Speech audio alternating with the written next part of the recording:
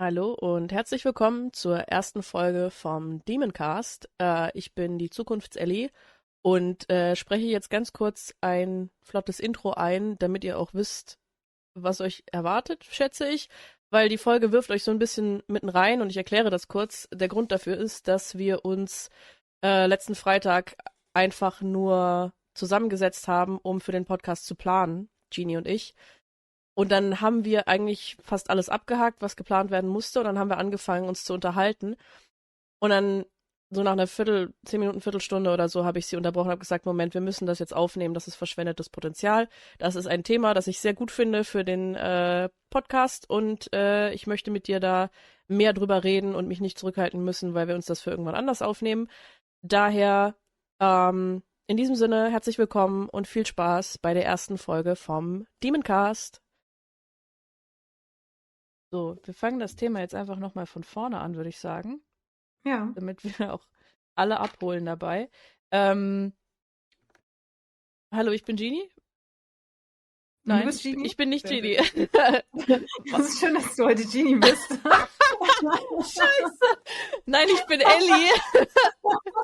Verdammt. Sehr gut. Heute Ich ist wollte halt Ellie Freitag. sein. Freitags bin ich Genie. Nein, never mind. Oh, es geht ja schon richtig gut los. Nein, ich bin Ellie, das ist Genie. Mein Gott. Ich wollte heute Ellie sein, aber ich bin anscheinend doch Genie. Du darfst heute auch Ellie sein. Okay. Cool. Okay. Scheiße. Anyway, so, wir hatten es von Büchern, glaube ich. Ich habe, Ja, wir hatten das Thema Bücher. genau, ich habe dich, ich roll das mal kurz anders auf. Ähm, mein ehemaliger Therapeut, mit dem ich letzte Woche leider Schluss machen musste, ähm, hat mir ein Buch mitgegeben in einer der Sitzungen, die wir hatten. Das hieß Das Café am Rande der Welt. Und Yes, und ich kenne es auch. ja, genau, und Ginny kennt das Buch auch. Und es ist ein sehr kleines Buch, also sehr, sehr, Ja. sehr schnell durchlesbar. Und er hat mir das mitgegeben und ich habe eigentlich gar nicht viel erwartet. Mm, und bin aber Hat irgendwie. er dir irgendwie vorher was zu gesagt, frage ich mich gerade. Oder hat er es einfach in die Hand Er gedrückt? hat es mir in die Hand gedrückt und er hat gesagt, dass das irgendwie, also, dass er eigentlich gar nicht so ein Fan ist von so Selbsthilfebüchern, glaube ich, aber dass das halt so ein gutes Buch ist, wenn man halt so vor ein paar Entscheidungen im Leben steht. Hm. Und ich bin im Nachhinein, ich bin mir nicht sicher, ob er die Situation, in der ich mich befinde, einfach komplett falsch eingeschätzt hat oder ob das Buch einfach äh, 7 bis 10 Jahre zu spät kommt bei mir. Ähm, weil ich ein bisschen enttäuscht war von dem Buch. Ich habe nicht viel erwartet und ich habe die ganze Zeit in dem Buch drauf gewartet, dass noch irgendwas kommt, dass so das Krasse kommt. Weißt du? Weil, Ja, also das Ding ist bei dem Buch, glaube ich, wenn es dich nicht am Anfang dann abholt, wo quasi diese Karte da hingelegt wird, ja, und diese ersten Punkte kommen, wenn sich das an dem Punkt nicht abholt, dann wird das nicht. Also es ja, ist halt, ich glaube, das ist eigentlich dieses entscheidende Ding so in dem Buch so, ne? ja. Vielleicht hatte ich doch Erwartungen und die wurden halt einfach nicht erfüllt, I don't know. Also, Ich glaube einfach durch den Satz oder was er dann gesagt hat, sind ganz unwissend sofort deine ja, Erwartungen rausgehauen von ja, deinem Unterbewusstsein sofort so, ja, da muss was sein. Wenn er schon sagt, eigentlich mag er das nicht. Also man hat natürlich eine Erwartungshaltung ja, dann. schon. Also, Hm. ich weiß nicht, soll ich noch mal dazu sagen, was ich davon halte, oder willst du anfangen? Ähm, Fang du erstmal an. Okay. Das Weil bei klingt. mir hat es ja ganz anders. Bei mir hat es ja einen ganz anderen Verlauf gehabt, deswegen auch ganz Aber anders bei gewirkt. Das dir, finde ich du jetzt hast super das Buch, spannend. glaube ich, von wann hast du das Buch gelesen? Wie lange ist das her bei dir? Oh, da war ich Mitte 20. Mitte 20 und war halt wirklich an einem Punkt, wo ich war so: „Okay, ich muss mich entscheiden“, aber ich brauchte so einen Anstoß irgendwie Ja, dafür so. Und ich habe halt echt gelitten so. Ich ja, habe mich da auch ein bisschen sehr reingefressen ja, und ich wusste, es geht nicht so weiter. Dass ja, das in dem Punkt, wo ich war, wenn ich das weitergefahren hätte, wäre ich also dann nicht nur kaputt gegangen so, ne? ja. Ja. Ja, weil das ist jetzt nicht unähnlich zu dem Punkt in meinem Leben, an dem ich bin. Aber du hast ja, glaube ich, erzählt, dass du vor der Entscheidung standest, ob du dich selbstständig machst oder nicht. Genau, dieses komplett selbstständig Ja, machen, weil ich war es ja immer schon so ein bisschen, ja, aber dieses, mache ich das komplett, gebe ich diesen 0815-Job auf, der mir Sicherheit gegeben hat, aber eigentlich hat der mit mir ganz viel gemacht, was mir jetzt im Nachhinein, Jahre später, halt auch sehr erklärlich ist, was und wieso das passiert ist. Und weshalb ich immer sage auch, boah, eigentlich kann ich da nicht zurück, so. Und ja, deswegen hat halt diese eine Passage im Buch halt sofort gewirkt, so als die ausschlaggebende Frage kam und so, ne, ja, weil ich mich grottig gefühlt habe, so, ja, ne? ja. Ja. Weil diese Entscheidung, die habe ich halt schon vor Jahren getroffen. Hm. Also ich habe mich halt mit, wie alt war ich da? 18, 19 selbstständig gemacht. Ja. Ähm, Schon auch aus der Überzeugung heraus, von wegen, das ist das, was ich machen will. War damals halt vor allem Cosplay und Streaming und so weiter. Aber auch ein bisschen aus der Not heraus, weil ich halt in einem Umfeld gelebt habe und aufgewachsen bin, das halt nicht nur toxisch war, sondern halt wirklich, wirklich. Also das war nicht Einfach mal zu eine gefährlich, da Komfortzone und überhaupt das hatte zu halt auch bleiben. einfach keinen fruchtbaren Boden. Wie bitte? Wahrscheinlich einfach viel zu gefährlich, um dort zu bleiben. Ja, also jetzt, ja, schon. Also das war halt, ich wusste, wenn ich hier bleibe, dann schaffe ich das nicht lange. Also das Mhm. klingt jetzt hart, aber ich wär da dann dran verreckt. An den Mental Health Issues, die das halt in mir ausgelöst hat. Ja. Ähm, und dann habe ich mir halt gedacht, also ich will es wenigstens probiert haben und ich hatte halt auch einfach nichts zu verlieren, Hm. weil da war nichts, was ich hätte vermissen können, da war nichts, ich konnte nur gewinnen in dieser Situation. Es gab keine Ja. Sicherheit, auf die ich hätte zurückfallen können. Ähm, Ich wette, wenn, sag ich mal, ein bisschen vorher, bevor dieser Punkt bei dir erreicht wurde, dieses Buch dich erreicht hätte. ja, Oder wie denkst du, hättest du dieses Buch dann gesehen? ich hätte Bevor du selber das, den Entschluss für dich gefasst hast, als ja, es noch so am Wanken war, als man sich noch gar nicht so bewusst war, wie gefährlich, sag ich mal, das ist. ich denke, ich hätte den Entschluss dann deutlich früher getroffen. Hm. Weil so bin ich halt, und das ist das, worauf ich jetzt im Endeffekt, also seit weiß ich nicht wie viele Minuten drauf hinarbeite, ich bin halt auf alle Sachen, die in diesem Buch kommen, von selbst gekommen. Ja. Mein Hirn hat die natürlich anders formuliert, aber ich bin auf alles selbst, die, alle diese Gedanken hatte ich mit nicht mal 20, die in diesem Buch formuliert werden. Ähm, und das dann zu lesen mit jetzt 27, bald 28, hat mich so ein bisschen. Ey, ich musste einfach nur mit den Augen rollen bei den meisten Sachen, weil die Art, wie dieses Buch geschrieben wurde, so tief männlich ist. So dieses, ich fühle mich lost und ich fahre irgendwo hin und alle, die da sind, sind nur da, um mir bei meinem Weg zu helfen.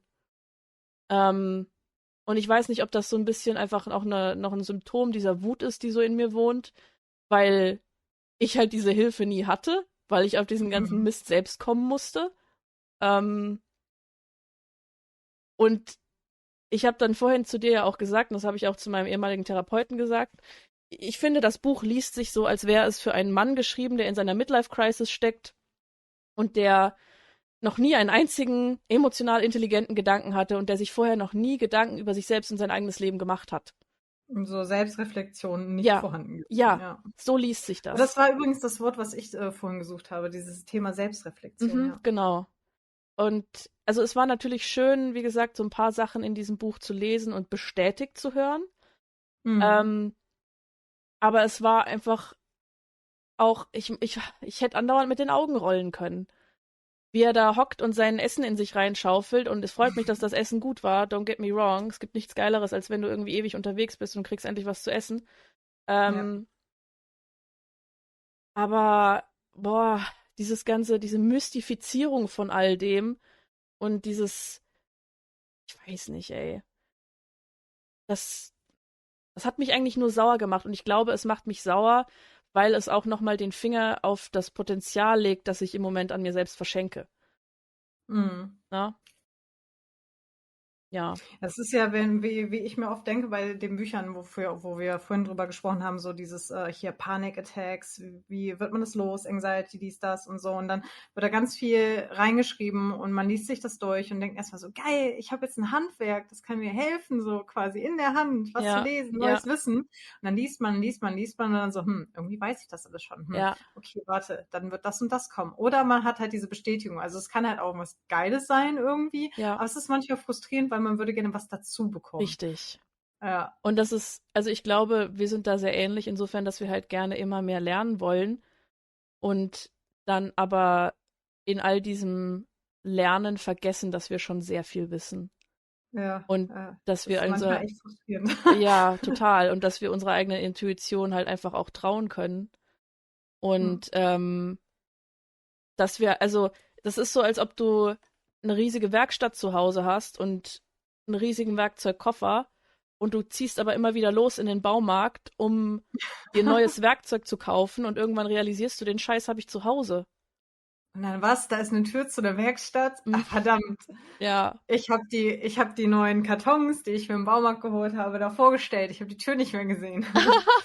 Da war ja was. ja, genau. So irgendwann, wenn man dann so alles an neuem Werkzeug durch hat und irgendwie, das kenne ich doch irgendwie schon. Wieso kenne ich das? Wieso kommt mir das so bekannt vor? Ja, Da war ja genau. was. Ja. Und dass man halt einfach anfangen muss, diese Tools einzusetzen, I guess. Ja. Ja. Wie gesagt, ich habe jetzt so noch nicht viel von dem Panic Attack Buch, was du mir geliehen hattest, durch. Und es hat sich bei mir mit den Panikattacken halt auch so krass verbessert in der letzten Zeit, aber auch wieder durch auch sehr, sehr viel Eigenarbeit. Und dann lese ich das und Kannst du ich noch musste mal manchmal, kurz sagen, wie das Buch komplett heißt, damit die oh, Leute das hier Buch, Panikattacken warte, loswerden ist genau, das, ne? genau, Panikattacken und andere und Angststörungen andere loswerden Angststörungen. von Klaus Genau, Bernhard. genau. Das ist jetzt bei So, mir und einige Jahre her, dass ich das gelesen habe, deswegen lasse ich dich erst mal erzählen. ja. Ja, ich bin jetzt irgendwie auf welcher Seite habe ich ihn gestern, aber ich habe kein Lesezeichen reingemacht. Ich habe Hm. einfach vorgelesen und ich lese selber auch, wenn ich das für mich lese, gerne laut vor immer. Hm. Ich das Gefühl habe, dass das wirkt dann was. Und gleichzeitig trainiert man ein bisschen Mhm. vorlesen, why not? Nur. Genau, ich bin bei Secondary Gain. Ja, ja, Bei ja, dem Punkt bin ich gestern ja. dann doch fast eingeschlafen und Oh. musste das Buch wieder beiseite legen, weil müde. Mhm.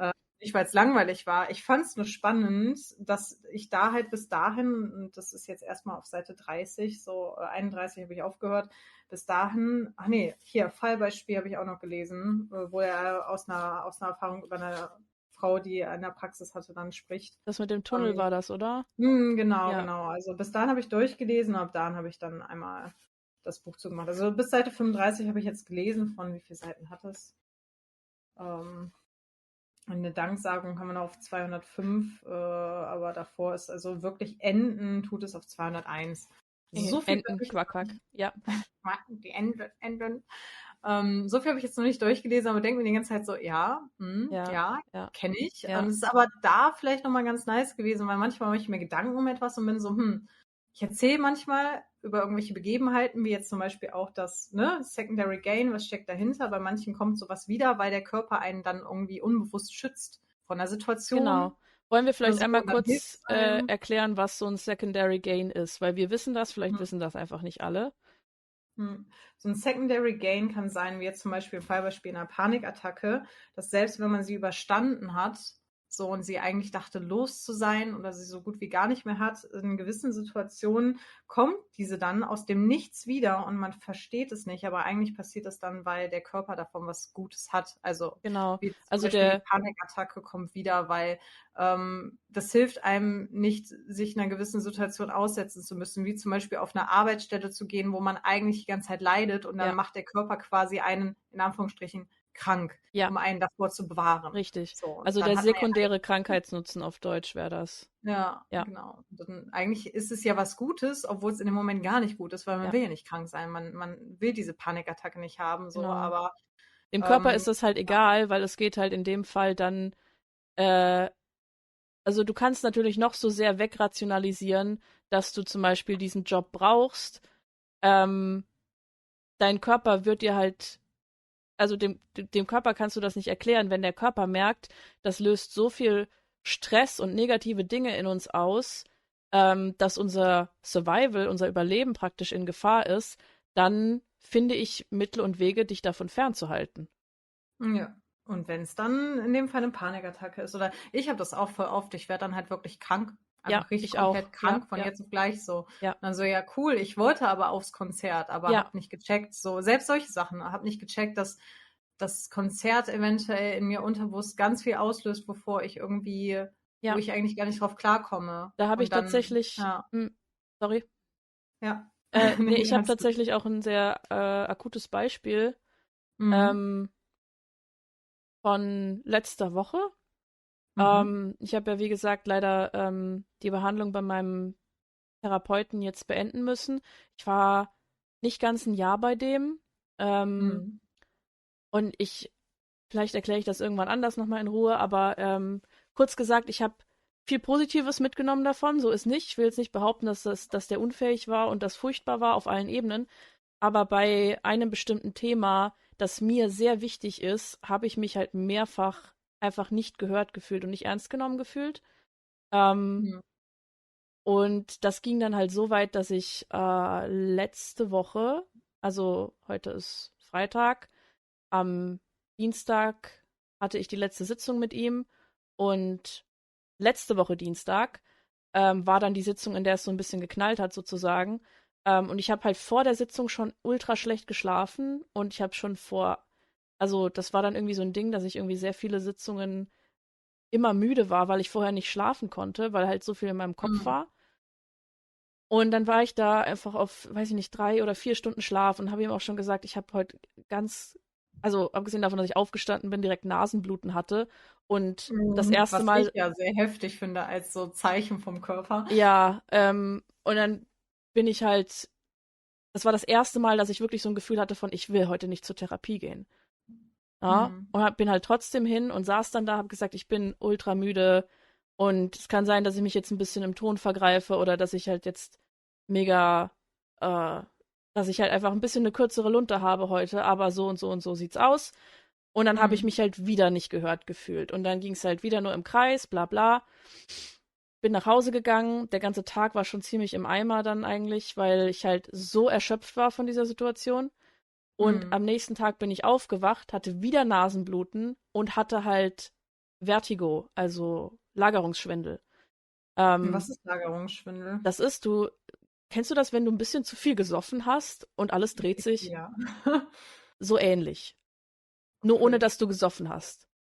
Cool. Das habe ich sehr häufig. Ja, also Gut zu wissen. ich habe das nicht Lagerungsschwindel. tatsächlich nicht so oft von Alkohol, weil ich halt einfach nicht so viel trinke, dass mir schwindelig wird. Aber das ist das Nee, ich Beste, womit auch ich es ohne. vergleichen könnte. Ja, ja, ja. Ähm, also man nennt das entweder Vertigo oder Lagerungsschwindel und manchmal wird das halt besser, wenn man irgendwie auf einer bestimmten Seite liegt oder ich muss dann halt rausfinden, auf manchen Seiten wird es schlimmer, auf anderen wird es halt besser. Wenn ich den Kopf auf eine bestimmte Art halte, wird es schlimmer oder besser. Und ich weiß halt, dass ich das nur habe, wenn ich emotional irgendwelchem Stress ausgesetzt bin, der halt gar nicht gut für mich ist. Mhm. Und da habe ich dann schon gemerkt, so, oh nein, oh weh, oh Oh wei. je. Und Wie das, war das nochmal? Man kennt so, eigentlich kennt man sein Werkzeug. Das ist dann quasi das, oh, man kennt das Spiel. ja, man muss halt einfach, ich meine, wir sind da beide, glaube ich, auch sehr gut da drin, Muster zu erkennen, vor allem in uns selbst und in anderen. Hm. Ich bin zumindest sehr gut da drin. Äh, und, Ich verdränge es manchmal. ah, das So. funktioniert leider auch nicht ewig. Nee.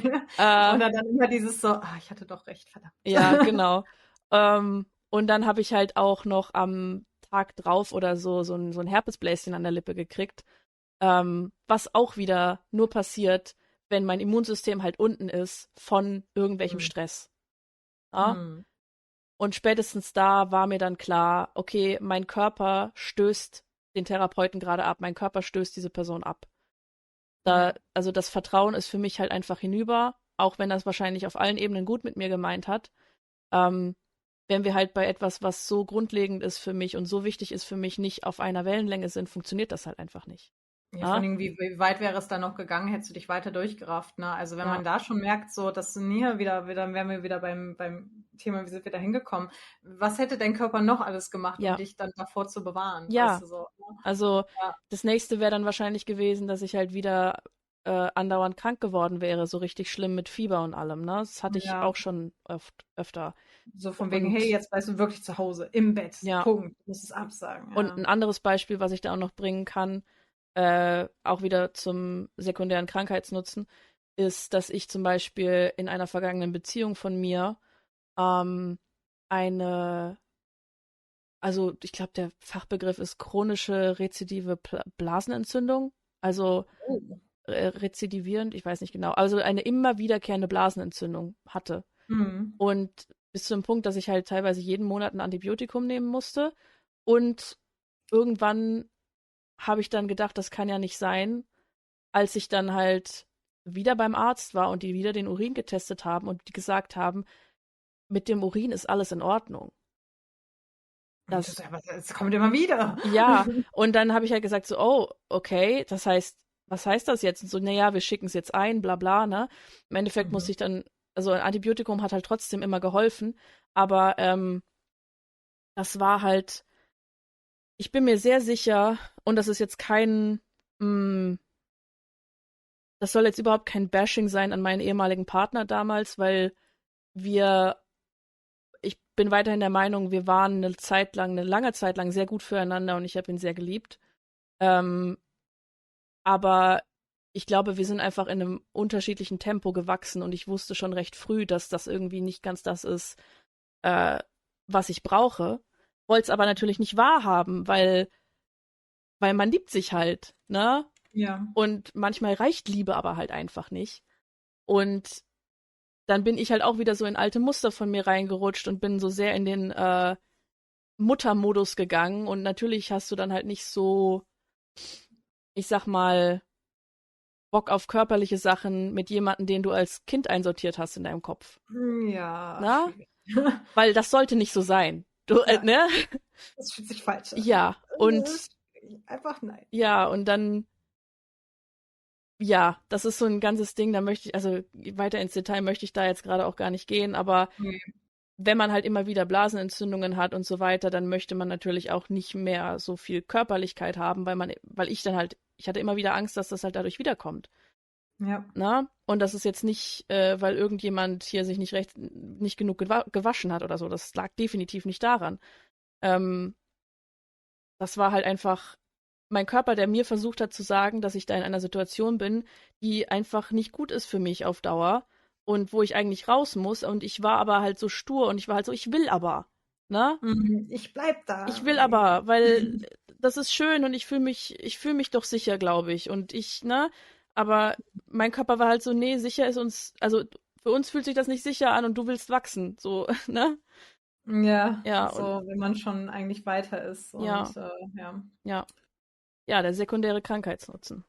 Ja, Ja. deswegen, also ich bin super gespannt, was in dem Buch noch vorkommt, aber ich warte auch da dann jetzt gerade natürlich erwartungsvoll auf den Punkt, dass ich was Neues dazu bekomme. Genau. Irgendwas Neues, so, weil ich Ja. liebe es, solche Bücher zu lesen. Ich habe, wie gesagt, jetzt gerade hier so 5 solcher Bücher vor mir liegen und hatte auch mal mehr und manchmal gebe ich sowas auch gerne selber weiter, aber dann halt auch wirklich gerne in dem Punkt, wo ich mir denke, so, ey, ich rede gar nicht so viel darüber, das würde jetzt aber der Schlüssel, da bist vielleicht eine Passage in dem Buch oder ich sage dann extra so, hier lest du das Kapitel, diesen Satz durch, ne, und dann gebe ich das gern weiter und das ist so ein Klickmoment. Ja. Wie auch immer die Person das braucht, dann Ja. irgendwie hat es so, ne? Also sowas ist halt immer schön, aber Ja.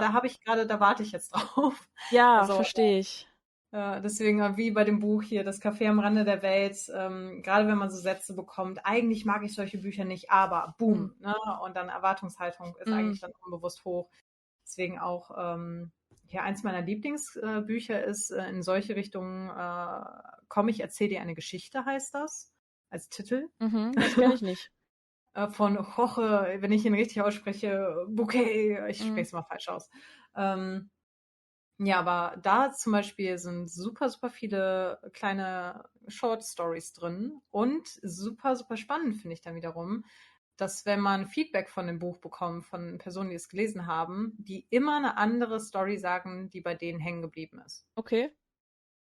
Und jeder zieht irgendwas anderes aus dem Buch heraus. Ich habe noch nie eine Person dasselbe über dieses Buch sagen hören. Und deswegen finde ich das so cool, weil es so vielseitig ist. Okay, das klingt Ja, richtig interessant. ja. Und das ist zum Beispiel ein Buch, was ich immer gerne weitergebe, weiterrate. Ich habe es sogar mal meiner Mutter gegeben, um zu sagen zu ihr, vielleicht, wenn du das liest und es wirklich liest, verstehst du mich irgendwann.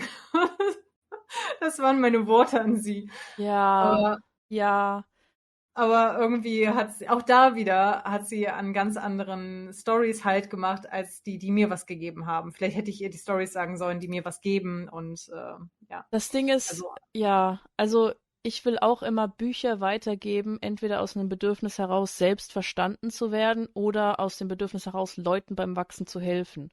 mm, Ähm, aber besonders letzteres, also das Selbstverstandenwerden funktioniert leider auch nur bedingt, wenn Leute wirklich Interesse daran haben, dich zu verstehen. Ja? ja, oder halt auch überhaupt die Fähigkeit. Das ist nochmal Ja. das andere, ne? Also Und vielleicht haben sie das Interesse, aber die Fähigkeit ist dann so, nee. ja. Und ich habe, glaube ich, in der Vergangenheit oft den Fehler gemacht, also dass Bücher halt etwas in mir ausgelöst haben und dass die mir halt sehr geholfen haben in bestimmten Belangen.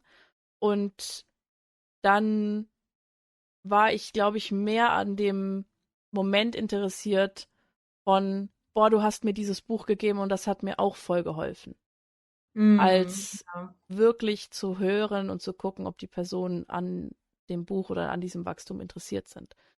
Und deswegen bin ich so mega vorsichtig geworden, damit Leuten Bücher zu geben, weil das erste Mal, als ich jemandem ein Buch gegeben habe, das war einer ehemaligen Freundin, deren Name jetzt absichtlich nicht genannt wird. Okay. Ähm, und ich habe sehr stark betont, wie wichtig mir dieses Buch ist. Und wenn sie das jetzt braucht und wenn sie das lesen möchte, gebe ich ihr das. Ich würde das aber schon gerne zurückhaben wollen. Und sie hat dann gesagt, sie kauft mir einfach ein neues und schickt mir das zu. Hä? Damit sie das, also weil sie war halt bei mir, ne? Und ich habe ihr das Buch dann praktisch mitgegeben. Und damit sie das halt schon mal lesen konnte. Und sie meinte dann, also weiß ich nicht, eine Zeit lang ist das ja in Ordnung, wenn ich es nicht da habe, aber Ach so, das ist ein Buch, was du generell einfach gerne zu Hause hättest. ja, Und das deswegen hatte quasi, aber ich. dann holt sie dir ein Das ist neues. so, Okay. genau, ja, sie holt mir dann ein neues. Okay, ich war nur so verwirrt. Ich so, was hat sie mit dem Buch gemacht, dass sie dir ein neues holen muss? Ich war so, ich habe Fragen, viele. Ja, nee, also im Endeffekt hat sie mir dieses Buch nie ersetzt. Oh, okay. Also, Ähm, obwohl ich auch zweimal oder so noch danach gefragt habe. Hat sie nie gemacht. Ich habe mir das dann selber neu kaufen müssen. Es geht, ich sage auch mal, um welches Buch es geht. mhm. Es geht um, das ist auf Englisch, ich weiß nicht, ob das auf Deutsch rauskam, What a Time to Be Alone von Chidera Eggerue. Das sagt Ähm, mir gar nichts. also auf Instagram heißt sie The Slumflower. Mhm. Und das Buch an sich ist für mich so eine ziemliche Bibel des Selbstwertgefühls geworden. Äh, Mhm. vielleicht auch stellenweise so ein bisschen eine, vielleicht, weil ich halt ein sehr lange ein ziemlicher einsamer Wolf war und immer noch ein bisschen bin. So auch die Worte meines ehemaligen Therapeutens. Mhm. Ähm, The Therapeut, Lonely Wolf. Und ja, du so, ja. ja. Äh, also so habe ich mich nie selbst genannt, er hat mich so genannt. Ah, okay. Ähm, und wenn man dann halt ein Buch hat, also weil ich halt auch schon immer der Meinung war, es ist wichtig, Zeit mit sich selbst zu verbringen und äh, so seine eigenen Gedanken mal zu hören. Nicht alle davon sollte man ernst nehmen, aber man muss so ein bisschen die innere Stimme trainieren. Mhm. Ähm, und das Buch hat so ein bisschen, also es hat sehr viele sehr gute Lebensweisheiten, finde ich. Äh, besonders auch, wenn es darum geht, von anderen nicht als Fußabtreter benutzt zu werden. Mm, Richtig, ja. ich bin mir auch sicher, dass ich es teilweise ein bisschen als Ausrede benutzt habe, um manche Bindungen nicht so zuzulassen, weil ich Angst hatte vor Verletzlichkeit. So, das schließe ich jetzt nicht aus. Aber an sich ist das ein sehr gutes Buch, das ich auch noch, ich habe das schon dreimal durchgelesen und ich könnte es nochmal durchlesen und würde noch was Neues lernen, weil man versteht nicht immer alles. Das finde ich gut. Manchmal braucht es vielleicht irgendwie wieder Lebensabschnitte, die man durchmachen muss, damit Richtig. dann so, ja. Ja. Das habe ich auch bei dem einen Buch, von dem ich gerade eben erzählt hatte, mit diesem, komm, ich erzähle dir eine Geschichte. Ja. Das ist auch, je nachdem, wann man es liest, ist wieder was anderes, was dann irgendwie mehr was gibt. Ja. Also, weiß ich nicht, ich kann das Buch jetzt auf irgendeiner Seite aufschlagen und ich würde, was drin steht, wäre ein absoluter Killer. Okay. Hier, großartig, dass ich das jetzt hier aufschlage, weil das eine meiner absoluten Lieblingsweisheiten aus diesem Buch ist. Auf Englisch: If someone is helping you look for what they stole from you, you will never find it. Wenn jemand dir dabei hilft, das zu suchen, was sie dir gestohlen haben, dann wirst du es nie finden. Ja. Also, für mich bedeutet das halt, wenn du wenn du dein Glück zum Beispiel bei Leuten suchst, die der Grund dafür sind, dass du es verloren hast, dann wirst du es nicht finden. Ja. Ne? Wie man nicht an die Stellen geht, wo man unglücklich wurde, so Genau. wieder, ja. So dieses, zum Beispiel, wenn man jetzt nochmal aufs Thema Dating oder so kommt, so ich sag mal, die Liebe meines Lebens wird nicht für absolut furchtbare mentale Zusammenbrüche verantwortlich sein. Wenn jemand solche Dinge in mir auslöst, ob die Person das absichtlich macht oder nicht, dann ist das vielleicht einfach ein Mismatch. Dann passt das vielleicht einfach nicht. Ja. Na? Ja. Sehr, sehr gutes Buch. What a Time to Be Alone. Kann ich sehr empfehlen. Ich habe hinterher noch mitbekommen, dass die Autorin wohl leider so ein bisschen Beef angefangen hat mit einer anderen Autorin von einem Buch, das ich auch absolut liebe. Was ich sehr, sehr enttäuschend fand. Ich glaube, die hat sich da selber in ihren eigenen Prinzipien ein bisschen verloren und in ihrer Weltvorstellung. Ich würde das Buch aber trotzdem empfehlen, weil davon findet man in diesem Buch nichts. Ja, das ist gut. Genau, ja. Und welches ist das andere Buch, von dem du sprachst? Das andere Buch Ja. ist Women Don't Owe You Pretty von Florence Given. Oh, ihr folge ich, ja. Ja, auf Deutsch ist das, glaube ich, Frauen schulden dir gar nichts. Absolut großartiges Buch. Finde, jede Frau sollte das mal gelesen haben, ob man jetzt sich als Frau fühlt oder nur als solche sozialisiert wurde. Ich finde, auch jeder Mann sollte das mal lesen, der daran interessiert ist, ein bisschen Empathie und ein Gespür für Menschen zu entwickeln. Absolut wundervoll. Also es geht halt vor allem um Frauen, aber man kann das natürlich auf alles und jeden anwenden. Aber es ist halt besonders die Female Experience so, ne? Ja. Und Florence Given hat auch einen Podcast, soweit ich weiß. Cool. Exactly heißt der. Die hat auch so eine wundervolle Stimme. Ich könnte den ganzen Tag zuhören beim Reden. Und hat jetzt auch ein neues Buch geschrieben, das habe ich aber noch nicht gelesen. Ja, es ist absolut großartig, dieses Buch. Ich weiß jetzt nicht, ob ich schlag das jetzt auch nochmal irgendwo auf und lese irgendwas draus vor. Sehr gerne.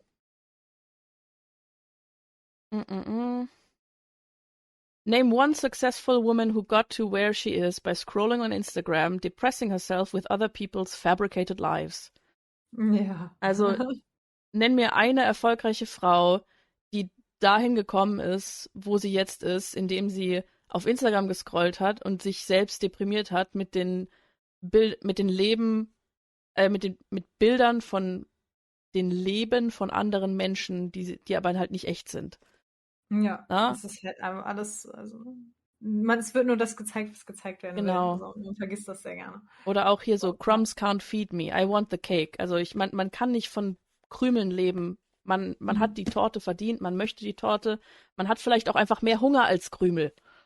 Ja, Na? fucking Torte, verdammt. Ja. Ich liebe Torte. Liebe Torte, Mann! Ich liebe Torte.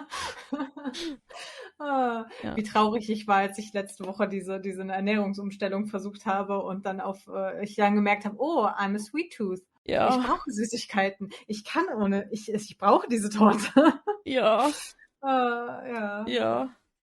Ja, deswegen, also ist immer, also das finde ich wieder schön, dass da haben wir das Beispiel, es gibt Bücher, die einen dann halt irgendwie was vielleicht an die Hand geben, was man auch weiß, aber das dann geiler ausdrücken, dass man sich so, ja Mann, Ja, das ist es. Und ich so bin, diese ja, Stärkung, diese Sparkle, diese Energy. absolut. Ja, Ja, geil. ja. Ja. Ich habe mir jetzt auch gerade noch mal ein anderes Buch auf meine Liste gepackt, das ich noch lesen will, was ich so ein bisschen aufgeschoben habe. Ähm, Mhm. aber da habe ich bei einem Instagram-Account, die eigentlich immer sehr viel so Poetry postet, Hm. äh, da habe ich so ein paar Ausschnitte von gelesen und dann war ich so, oh, vielleicht muss ich das doch mal lesen. Jetzt bin Ähm, ich gespannt. Das heißt Why Be Happy When You Could Be Normal. Be happy.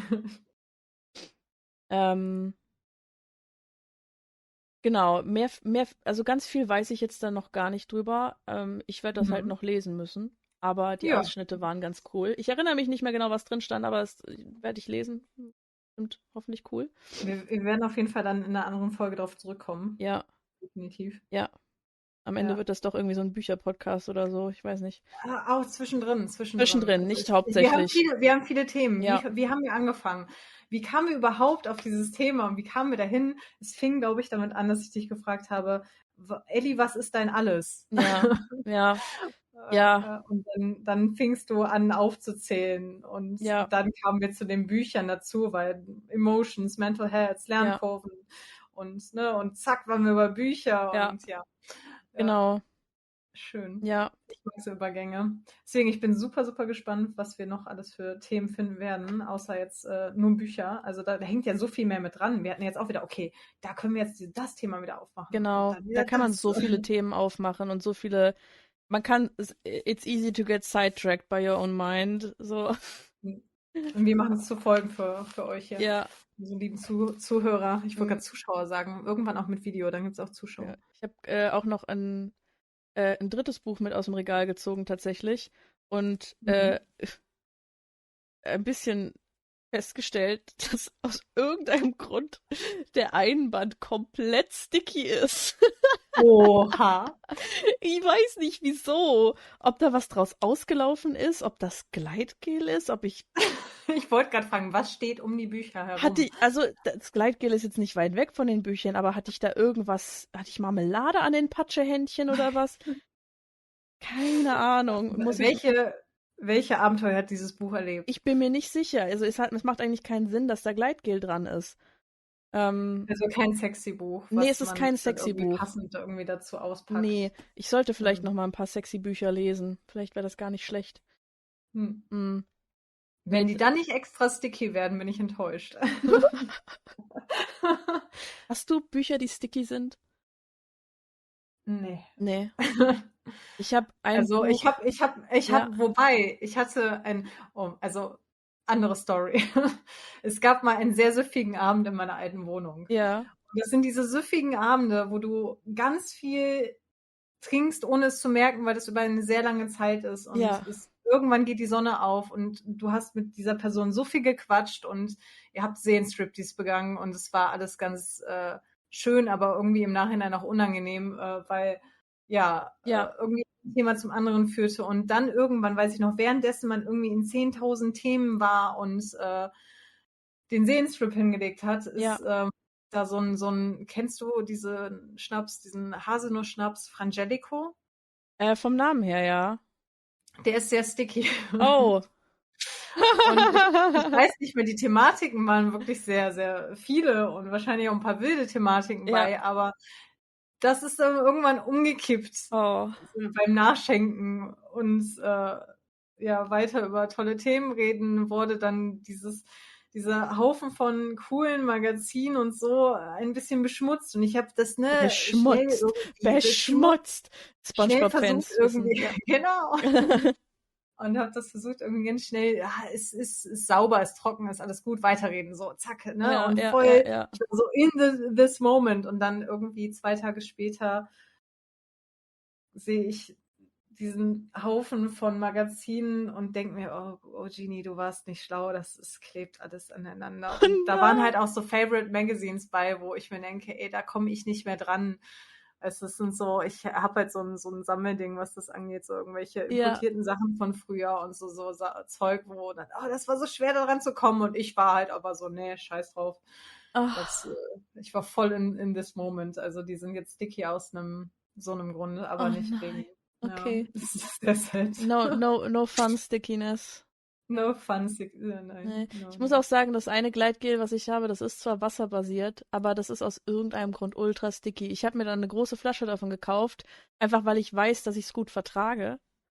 Mm. Ähm, Jetzt ist es super sticky und es ist überall. halt super sticky und dann haben halt manche PartnerInnen irgendwie so ein bisschen Sensory Issues davon und jetzt bereue ich, dass ich eine große Oh Flasche davon nein. gekauft habe. Oh. Ja, naja, wenn ihr gutes Ja, du machst dann immer, wasserbasiertes, immer vorher die Probe und sagst dann, okay, ja, sensory issue, dann sonst immer, nimm die kleinen Waffel dafür. ja, also genau, ich habe noch so eine kleine von Ritex, aber falls ihr gutes wasserbasiertes Gleitgel empfehlen könnt, das nicht sticky ist, bitte her damit. Immer Ähm, her damit. Wir brauchen wirklich sofort hier DMs and Comment Section, wie auch immer, genau. damit wir, ja, Ich sage auch schon mal, folgt uns auf Instagram, sobald ich das hochgeladen habe, haben wir bestimmt schon einen Account kreiert. Lol. definitiv. Ähm, ähm, ich habe jetzt noch zwei Dinge in meinem Kopf. Vielleicht schneide ich die aber Mhm. auch nur an für die nächste Folge. Mal überlegen. Mal gucken. Wir haben auch eigentlich noch ein bisschen Zeit. Ja. Sind jetzt bei 40 Minuten. Ähm, also das Buch, was sticky ist, das kann ich auch sehr empfehlen. Ähm, das heißt Untamed oder auf Deutsch Ungezähmt von Glennon Doyle.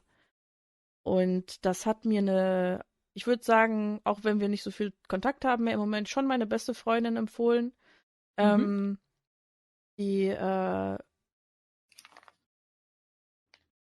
Ich habe das dann auch ein zweites Mal angefangen zu lesen, aber nicht weitergelesen. Ich habe halt irgendwie gehofft, dass es nochmal das Gleiche in mir auslöst wie beim ersten Mal, aber ich habe dann Ja. gemerkt, okay, ich glaube, ich brauche was anderes gerade.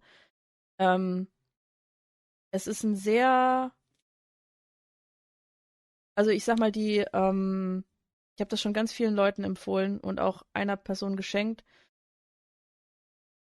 Es ist ein unfassbar emotionales Buch, was einen aber sehr aufbaut. Auch wenn ich ganz Mhm. oft heulen musste dabei. Aber es war oft auch schönes Heulen. Es hilft auch manchmal, das einfach rauszulassen. Und es Ja, ist halt auch geil, wenn man dann das durch ein Buch hinbekommt. genau. Also es geht halt, ich sag mal, also da gibt es noch andere Bücher vorher, die habe ich aber nicht gelesen. Ähm, ich sag mal so, die grobe Anfangsgeschichte davon ist halt, dass diese Autorin, Glennon Doyle, die hat halt schon Bestseller geschrieben, ähm, bevor es dieses Buch gab. Und in diesen Bestsellern hat sie halt darüber geschrieben, wie sie die Ehe mit ihrem Mann gerettet hat, basically. Mhm. Und in Untamed geht es jetzt darum, dass sie all diese Bestseller geschrieben hat und dass sie ja praktisch darin beschrieben hat, wie sie ihre Ehe rettet. Mhm. Und nachdem das alles war, gesteht ihr Mann, dass er sie mehrfach betrogen hat. Und Das ist zu filmreif. Das ja, ist wieder so, ich denke mir so, wie oft habe ich solche Situationen, ich habe jetzt keine Bestseller geschrieben, aber ich denke mir jedes Mal so, Welcome to my life, ja, it's chaos. manchmal denkt man sich auch so, das kannst du dir eigentlich nicht ausdenken. Nee, nee. Und dann so, what the fuck? Das ist Genau, kein Film, it's reality. absolut. Und ihre Lebensrealität hat sich dadurch halt natürlich komplett auf den Kopf gestellt. Und Ja. mittlerweile, das spoilere ich jetzt schon mal, ist sie, ich weiß nicht, ich bleibe nicht up to date mit ihr, aber in diesem Buch beschreibt sie dann, dass Mhm. sie halt mittlerweile glücklich verheiratet ist mit einer Frau, Mhm. die sie auch in absolut filmreifen Umständen kennengelernt hat. Ähm, also so wie sie das beschreibt, denkt man sich auch, das kann ja eigentlich gar nicht sein. Äh, So, wo ist die Kamera? ja, Wer ja. schreibt die Regie? Und ganz viele auch so, also was ich besonders halt mitgenommen habe aus diesem Buch, sind so, äh, das ist jetzt nicht eins zu eins zitiert, aber so Sätze wie, ähm, das Leben ist schwer und ich kann Mhm. schwere Dinge schaffen. So, niemand hat gesagt, dass es einfach ist. Niemand hat gesagt, dass es einfach sein wird. Ich glaube, ich bin halt oft nur sehr sauer, dass es nicht einfach ist. Ne? Mhm. Weil ich mir wünschte, dass es einfacher wäre und weil ich mir auch sehr sicher bin, dass mein Leben einfacher hätte sein können, wenn bestimmte Sachen gegeben gewesen wären. Ähm, ich sag direkt dazu, dass sie halt auch also sie beschreibt auch, sie redet auch über Glauben. Sie ist halt Mhm. Christin. Sie beschreibt das aber auf eine sehr angenehme Art. Ähm, und dass sie halt praktisch, also für sie ist, ja, ihre Verbindung zu Gott ist praktisch so ihre Verbindung zu sich selbst. So ihre eigene Mhm. innere Stimme. Und das halte ich halt für einen sehr schönen Ansatz so. Ja. Ähm, wie man das dann nennen mag, kann ja jeder selber sich entscheiden. Buch ist bestimmt noch mal ein bisschen toller für Leute, die Kinder haben. Das sind halt Teile, die ich halt nicht nachvollziehen konnte, weil ich halt keine habe und keine will. Aber auch da beschreibt sie die Dinge sehr schön. Und etwas, was ich mir auch sehr, sehr doll gemerkt habe aus diesem Buch, ich glaube, das war so ein bisschen, äh, bleib nicht da, wo du gebraucht wirst, geh dahin, wo du geliebt wirst. Ja. Weil das habe ich ja auch schon mal, also das ist auch so ein Thema in meinem Leben, so dieses gebraucht werden ist kein Ersatz für geliebt werden. Nee. Na? Ja, also kann ich auch weiterhin sehr empfehlen, dieses Buch. Ja, sehr cool. Ja, Ich habe alles niedergeschrieben. Ich muss einfach mehr lesen. Da war was. also dir gebe ich die Bücher auch gerne, weil ich weiß, dass ich sie wiederkriege. Die sind halt, Ah, ich habe die alle jetzt werde jeweils ich auf immer noch Englisch. mein Fragezeichen jedes Mal. Ist ein neues Buch holen? Ich verstehe das nicht. Hä? Ja. Hä? Ja, ja. Oh mein Gott. Ja, ich habe vor kurzem ein Buch zum Einschlafen gelesen über ein Game Production, also ein Game selber entwickeln. Und jetzt, ich bin noch nicht ganz fertig, aber es hat mir auch wieder was für meine Selbstständigkeit gegeben. Das fand ich sehr schön, weil Toll. ich das eher so für mich dann interpretiert habe, anstatt aufs Gaming, auf ein Game, sondern für Ja, meine Selbstständigkeit so. ja, Und jetzt lese ich das mit den Panic Attacks so und so wie ich das gerade durchlese, also es ist, ja. Ja, ich lese auch gerne parallel, merke ich. Es ja. gibt mir auch irgendwie dann was so, wenn ich das dann so parallel habe, dann so, okay, das hat mich jetzt in dem Sinne so ein bisschen gefüttert oder da fehlte mir das, jetzt brauche ich das wieder da und Mhm, ja, deswegen mhm. also gerade super, super schön, jetzt einfach mal wieder noch mehr Titel zu haben und Ja. Also wie love gesagt, it. wenn du direkt sagst, du willst eins davon haben, bringe ich dir das gerne bei Gelegenheit einfach mit. Sonst sind die auch nicht so ultra teuer. Ich werde dir Bescheid geben, wenn ich Panic Attacks durch habe. Ja, perfekt. Ja, ja, dann machen wir fliegenden Wechsel. Liegenden Wechsel, kein Problem. Äh, ja. Jetzt hat mein Hirn gerade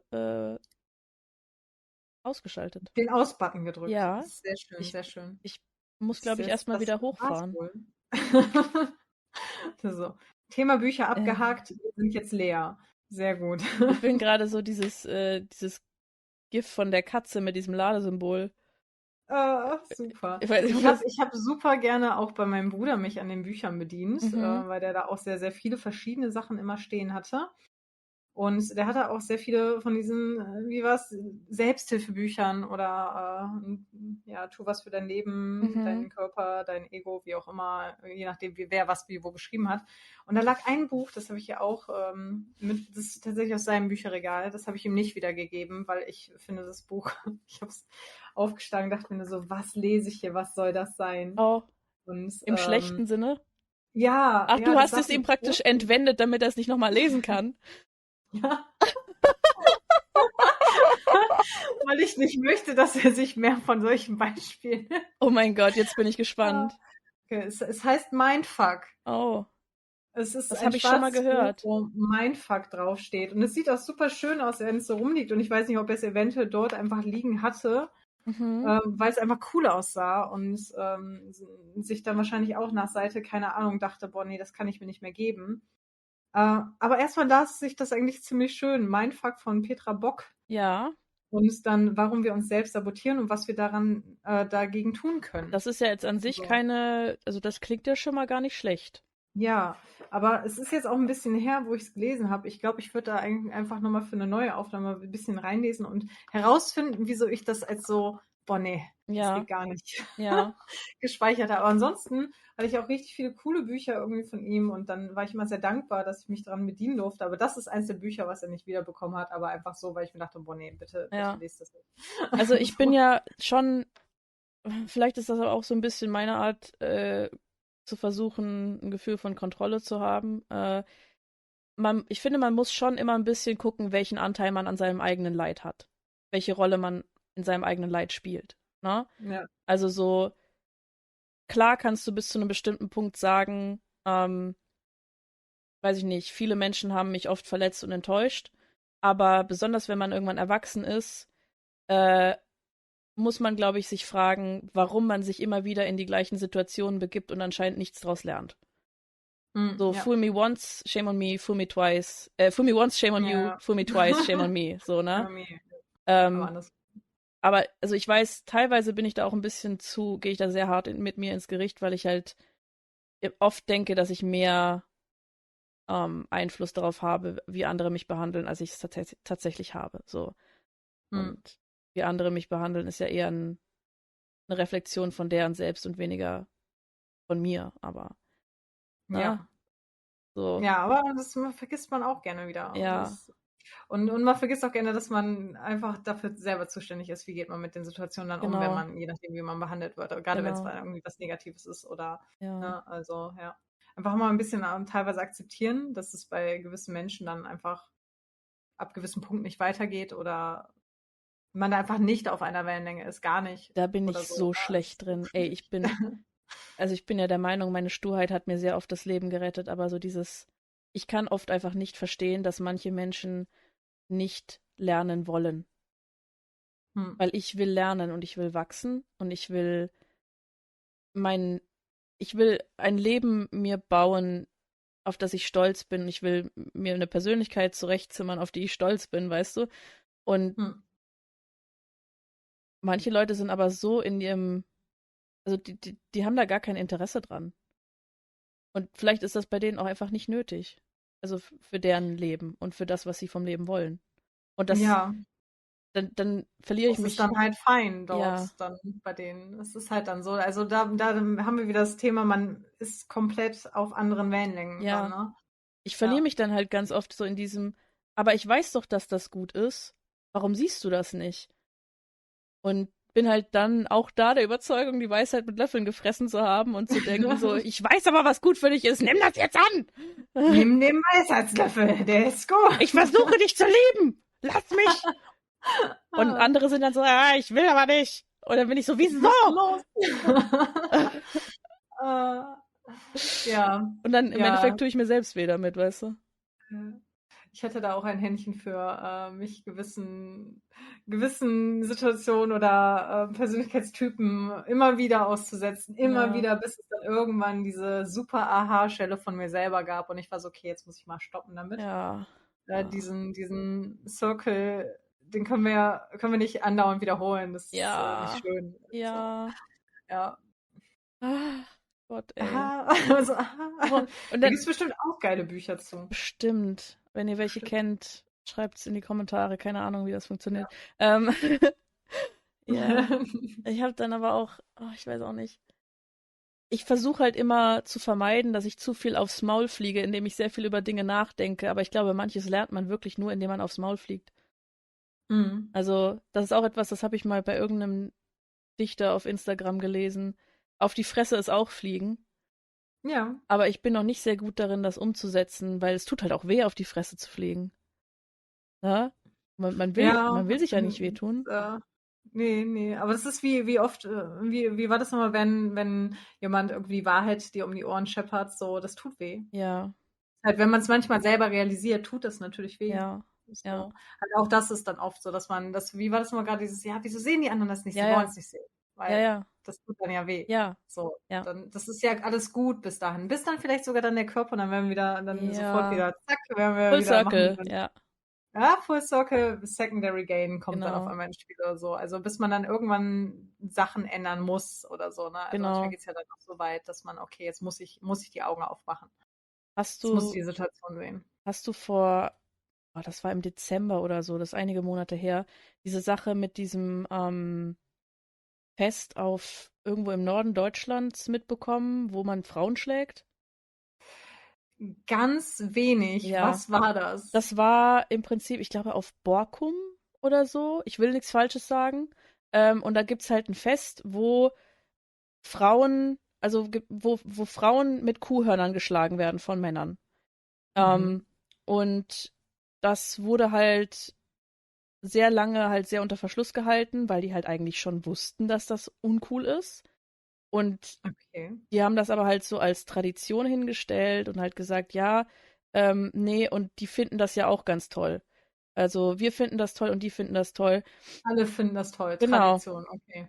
Und ganz viele, es gab dann halt verschiedene Parteien sozusagen dabei. Es gab einerseits die Leute, die halt gesagt haben, nein, das ist Tradition und wir müssen das beibehalten und wir wollen das beibehalten. Und dann gab es halt auch viele junge Frauen, die gesagt haben, nicht nur junge Frauen, aber viele junge Frauen, die halt gesagt Mhm. haben, wir wollen das nicht und wir finden das scheiße und wir haben halt Angst, aus dem Haus zu gehen. Und auch, Wow. also das ist halt, ich glaube, nur ein Tag oder so, aber es ist halt trotzdem ein Tag zu viel. Ja, Ähm, definitiv. so Geschichten, wo das jetzt nicht so ist, dass man halt hingeht und jemanden so hihi mit einem Kuhhorn kurz anklapst und dann geht die Person weiter, sondern wo die Leute halt die Frauen festhalten und wirklich auf die eindreschen. Was? Und teilweise auch so, dass dann halt geschrien wurde, halt, stopp, und sie ist schwanger und hört auf und es wurde nicht aufgehört. Ähm, Oh, also wow. so richtig brutale Sachen, ne? Und dann gab es da aber auch eine Initiative von vor allem älteren Frauen auf Borkum, Mhm. die halt gesagt haben, nein, wir wollen das behalten, wir finden das gut. Ähm, und ich, es hatte einen Sinn, wieso ich da jetzt drauf gekommen bin, weil du vorhin was gesagt hast, was so die Wahrheit nicht hören Secondary wollen. Game, die Ja, Wahrheit nicht hören genau. wollen. Und die Wahrheit Äh, nicht hören wollen in dem Fall, die haben halt nicht dafür protestiert. Also klar, es sieht eigentlich so aus, als ob sie dafür protestieren, dass dieses Fest weitergeht, aber eigentlich protestieren sie dafür, nicht einsehen zu müssen, dass sie Opfer von Gewalt geworden sind. die Augen verschließen, Ja, das, ja, ja, wieder nicht hinsehen, nicht wahrhaben wollen, ja, so, sich da nicht mit auseinandersetzen, dass der Schaden halt größer wäre, wenn ja, man ja, die Augen öffnet. richtig. Ja. Und das sieht Oh, man wow. halt sehr, sehr häufig. Und das war halt Mhm. ein sehr vergleichsweise aktuelles Beispiel und auch eins, Mhm. Vor allen Dingen ein sehr, sehr heftiges ja, Beispiel einfach auch so. Das ist manchmal selbst solche krassen Sachen, die alles andere als gut sind, und die dann sagen, nee, alles ist fine. ja, ja, Everything. weil wenn man einsehen, weil da hängt ja ein riesen Rattenschwanz dran, wenn man einsieht, dass man Dinge erlebt hat, die so nicht gut für einen waren. Da bricht ja die Ja. komplette Realität zusammen und das habe ich auch schon mal irgendwann bei einer anderen Freundin gesagt. Realität und Identität hängen ja immer zusammen. Ja. Und wenn deine Realität ist, nein, wir wollen das und wir finden das gut, dann ist deine Identität, ja, ich bin halt einfach ich. Und wenn dann die Realität kippt und zu, das war nicht gut und wir fanden das eigentlich auch nicht gut und das war furchtbar, das wird dann zu, ich bin Opfer von etwas geworden. Und da fühlt man sich hilflos und das will man nicht. Hm. Na? Und ich habe da sehr viel Mitgefühl für und ich verstehe das. Und ich denke halt, dass es trotzdem immer, da sind wir wieder bei, das ist schwer und wir können schwere Dinge schaffen. Ne? Hm. Frage ist halt, Nori ob's. hat man Nori gerade in der Aufnahme gehört, die hat sie ihren Kopf geschüttet und geklatscht. Nein, kam bei mir nicht an. Mit den Ohren. Das wäre jetzt sehr, das passt irgendwie gerade so, zack, zack, Nori klatscht dazu. Ja, so mein. So. Hund schüttelt sich. Ja, ja, Ja. so. Ja, da muss ich halt aber auch selber, also man hat ja selber solche Erfahrungen auch so, wo man erst eventuell Jahre später versteht, Ja, was man da die ganze Zeit hat, ja, sage ich mal, okay empfunden, ja, was gar nicht okay war, ja, und das so runtergeredet hat. Also da habe ich so viel auch selber schon durchgemacht, ja, wo ich jetzt im Nachhinein denke, wow, ja, wow. ja, Äh, ja, Das habe okay, so wow. Und ja, ja, man braucht halt einfach auch sehr entweder sich selber als ein sehr starkes ja, Auffangbecken, wenn man diese Realisation dann hat, ne? Also es mhm, tut halt nun mal mehr als weh dann. mhm, Ähm, oder man sieht das wirklich als Kraft. Also ja, ich habe das manchmal wirklich, das hittet dann, da kommen Sachen hoch und immer wieder dann auch, die ich dann immer mehr realisiere. Aber das verwandelt sich bei mir sehr häufig, nicht immer, dann in so eine ganz andere, schöne Art von Kraft. Dieses Wow, okay, warte, ich habe es realisiert, ich kann das jetzt ändern, ich werde sowas nicht nochmal ne, Mhm. dann durchstehen oder erleben. So Ja, und ja. das finde ich richtig schön, weil bei mir dauert das sehr lange, bis diese Realisation kommt und diese Verwandlung kommt, weil ich oft ein bisschen in diesem Angstloop festhänge und nicht so ganz das Vertrauen zu mir selbst finde. Weißt du? Mhm. Ähm, und das dann eher zu Vermeidung führt und dass ich nicht so, dass ich es nicht schaffe zu sagen, okay, das war scheiße, das ist mir passiert, nochmal wird mir das nicht passieren, weil es kann ja schon sein, dass einem das nochmal passiert, weil keine Situation ist ja wie die andere.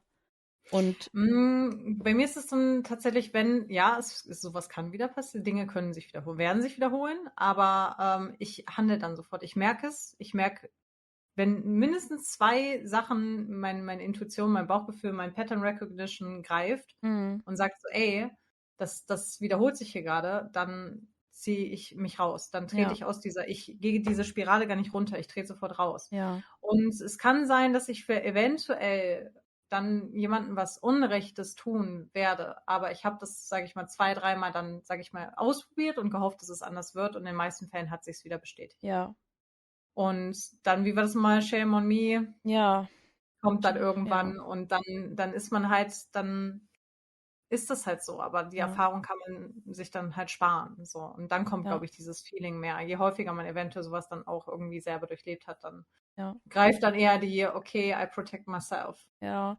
Weil bei mir ist es oft eher so, dass ich halt irgendwie dann, zumindest wenn es um Menschen geht, doch irgendwie daran glauben will, dass es dieses Mal anders ist. Hm. Ähm, und dann, weil wir es halt von Shame haben, ich schäme mich dann dafür, nicht rechtzeitig gehandelt zu haben. Und das hält mich dann auch wieder stuck in so einem Loop und hält mich Hm. davon ab, mit diesen Sachen abschließen zu können, weißt du? Weil Ja, ich mir dann ganz oft denke, ich hätte es besser wissen müssen. Na? ja, Und ja, das ist im Moment auch ein bisschen aktueller bei mir, dass ich halt ein bisschen Schwierigkeiten damit habe, Dinge loszulassen. Oder Menschen. Ja, ja, aber der erste Anfang ist Realisation. ja, Ist halt wirklich so. Deswegen auch ja, da wieder die Lernkurven, ne? Von ja, Mal zu Mal, von Erfahrung zu Erfahrung, von Wiederholung zu Wiederholung. Ziehst ja immer wieder was anderes raus. So. genau. Und machst immer selber für dich immer mehr ein Level up. So. Hm, Und manchmal muss man halt, wie du auch sagst, da muss man sich dem Ganzen nochmal hingeben, um nochmal die Bestätigung zu bekommen. Ich ja, spreche aus eigener Erfahrung und Dinge, die halt wirklich dann wieder sehr gehittet haben, über Jahre waren und ich dann wirklich an diese Sachen glauben wollte. Ich wollte es dann so wahrhaben, so und habe gesagt, hm, nein, komm, vertrau den Menschen und nein, ist ja, so. Also man kann sich selber auch sein verdorbenes Disney-Schloss bauen. It's not Disney. ja, ja. Wenn es voller Maden ist so und Oh, eigentlich zusammenbricht. So, ja, nee, ja, ja. nee, deswegen, also ja, das Das ist nicht halt, easy, da habe ich auch aber mal, also ich hm, habe so ein Ding, dass ich mir immer so Gedichte und Weisheiten abscreenshotte und so einen ganzen Ordner hm, habe, wo sowas drin ist. Und teilweise gibt's ja wirklich so, also so moderne Poesie, die einfach nur dadurch entstanden ist, dass jemand halt irgendwas auf Tumblr gepostet hat, was er oder sie gerade ja, gefühlt hat. Und oh, du ich mag das ja.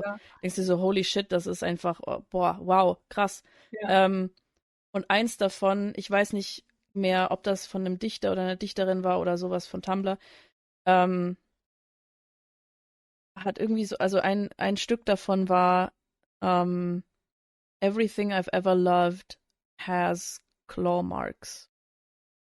Also alles, was ich je geliebt habe, hat Kratzspuren, sozusagen. Hm. Weil ich nicht loslassen kann. Ja. Nicht die Fun-Kratzspuren leider, so. Ne, nicht die tollen. Nicht die spaßigen Nicht die sticky Kratzspuren, fassen, ja. sondern die Kratzspuren von, die halt nochmal den Finger drauf legen, dass ich halt einfach in so einem harten Liebesdefizit aufgewachsen bin, dass ich denke, ich muss alles, was mir irgendwie die Hoffnung auf Zuneigung gibt, ganz, ganz doll festhalten, weil das gibt's vielleicht nie wieder. Hm. Na? Ja. Ja. Und da bin ich wieder bei den Weisheiten, die ich dann mit den Jahren mitgenommen habe, aber eigentlich ist des Rätsels gar nicht festzuhalten. Ja. Weil es wird gar nicht wegrennen. Ja. Alles, was für dich gedacht ist, wird halt auch in deinem Leben bleiben. Und wenn du Ja, loslässt und es geht, dann willst halt woanders hin.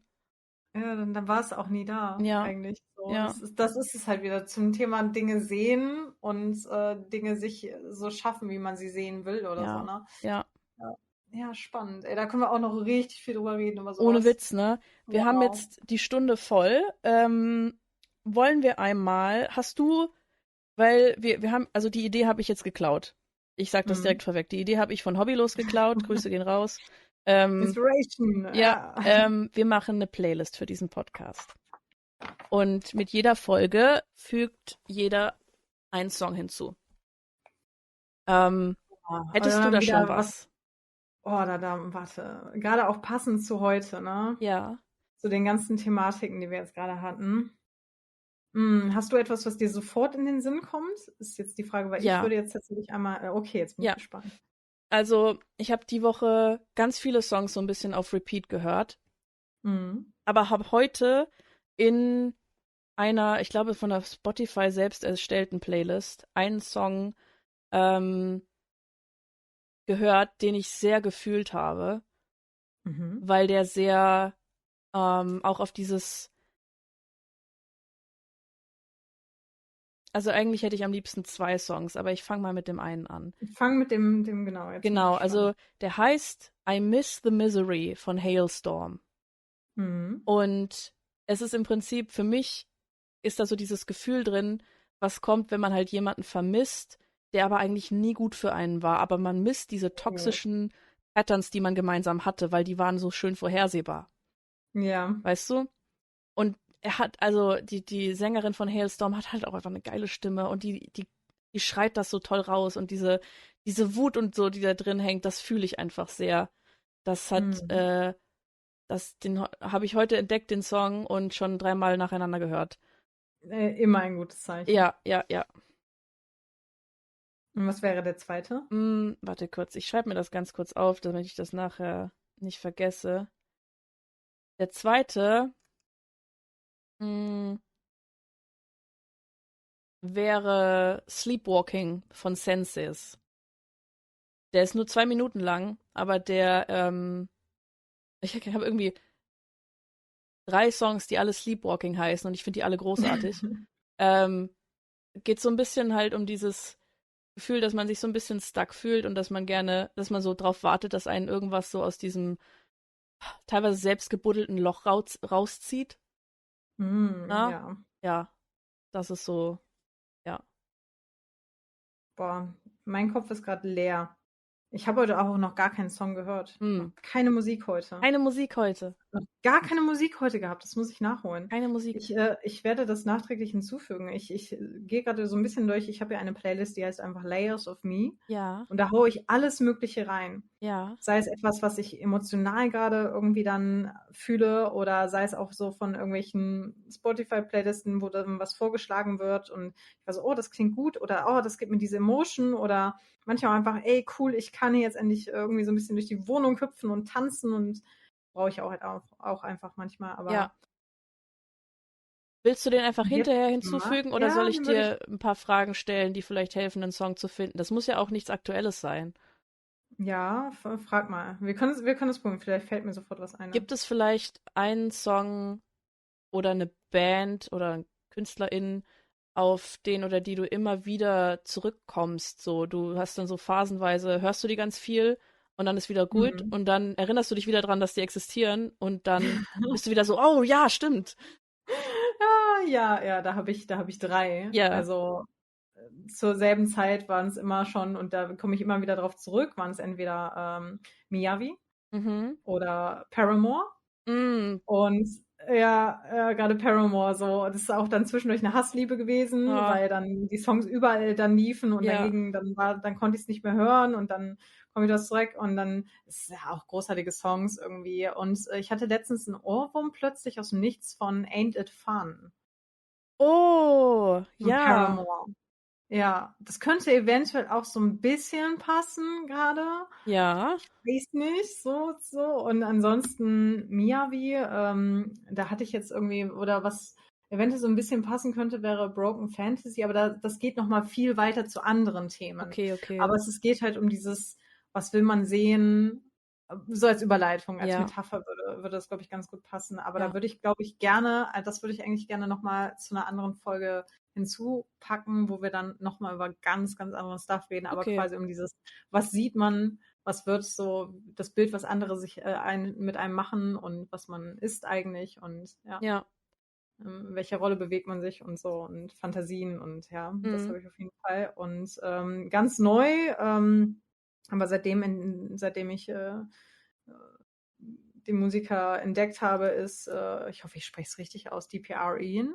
Ah, Ian. Mhm. Ich entschuldige Der mich jetzt Sexy schon, wenn ich Boy. falsch ausgesprochen habe. Ja, ja. Ah. Aber da sind so viele Songs, die mich so unglaublich gepackt haben. Und da feiere ich ja wirklich einfach so das Gesamtkonzept halt. Ja. Alles irgendwie da dran. Und da gibt es bestimmt auch etwas, was Dann, definitiv zu der Folge heute passt. Ja. weil ich hatte jetzt 2 Songs, dann nehmen wir doch jetzt einfach auch mal 2 Songs von dir.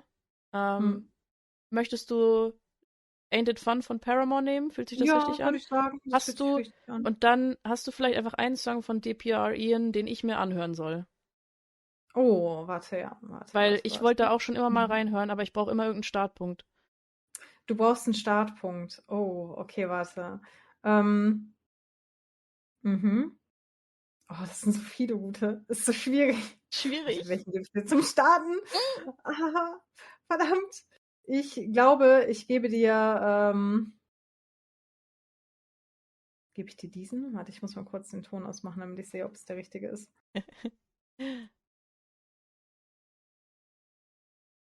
Zu Video wechseln. Ich glaube, der ist es. Verdammt.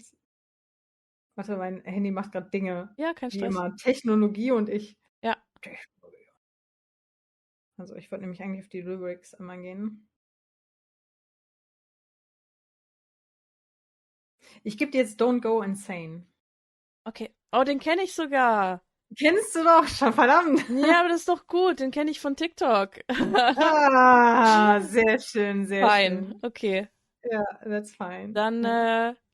nehmen wir auf jeden Fall die 4 Songs für die erste Folge. Und falls uns noch was einfällt, entweder für die nächste Folge oder wir sind halt einfach so dreist und packen einfach Songs auf die Playlist. Ist kalt, nein.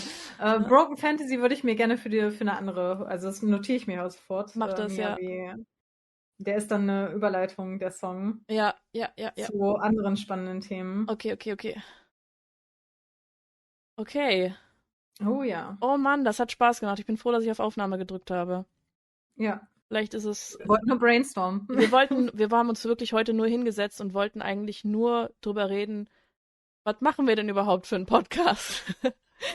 Und dann sind Dinge entstanden. Ja, und dann, ja. Das ist schön. Fein. Ja, dann bin ich gespannt auf die nächsten Folgen, Ich auch.